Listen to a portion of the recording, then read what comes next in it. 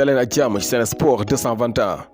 Ibrahima Baldé di évolué foofu la ci Turquie ak club bi nga xamante ne mooy Giresunspor tey ji ab doublé la amal maanaam ñaari bal la dugal moom ancien olympien bii di Ibrahima Baldé ci fàttali nag mu ngi jógee fi nga xamante ne mooy Fuenlabrada nekk ci deuxième division bu Espagne bu yàggul dara mu signé ak club Turquie bii di Giresunspor gi nga xamante ne jamono yi dañuy xeex ngir monter ci li nga xamante ne mooy première division bi ñu naan ko Super League. Ibrahima Baldé nag marqué na sax li nga xamante ne mooy 5e biam de la saison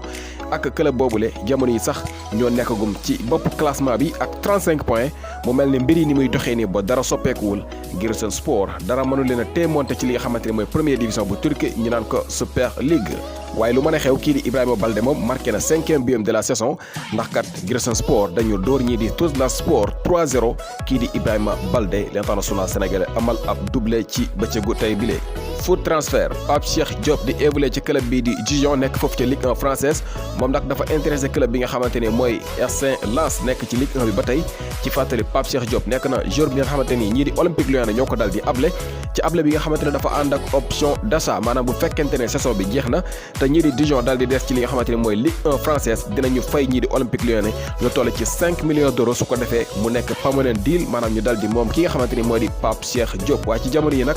Dijon dañoo am jafe-jafe financière lii sax waral ba ñu jàpp ne kon Pape Cheikh Diop amaan na mu génn foofu la de Dijon waaye nag ñii di RC Lens jamono yi positionné wu nañ ngir jël ki nga xamante ne mooy Pape Cheikh Diop toll ci 23 ans.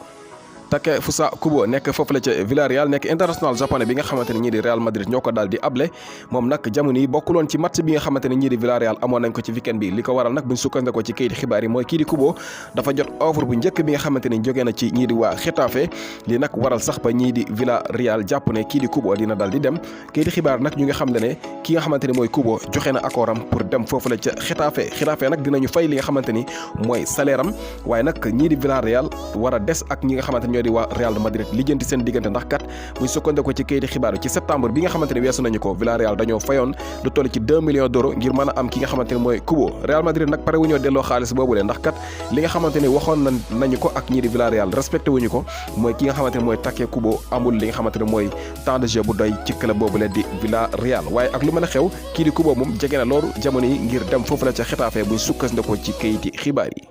Amad Diallo ñu koy tuddee Futur Ballon d'Or wii na maanaam ki nga xamante ni jàpp nañu ne bés nga ñëw ci bés dina mos a gagné li nga xamante ne mooy Ballon d'Or ndax tax xarañteefam moom nag jege na foofu la nga xamante ne mooy Atalanta signé na ak Manchester United buñ sukkandikoo nag ci kayiti xibaar yi ñii di Atalanta def nañu pexe bu nekk ngir Manchester United abal leen ko maanaam mu des fa lu toll ci juróom-benn weer yi nga xamante ne des na ci saison bi waaye nag kayiti xibaar yaa ngi xam ne kii di Amad Diallo ci jamono yi mu ngi ci yoon ngir war a dem foofu la ci Old Trafford di Manchester United.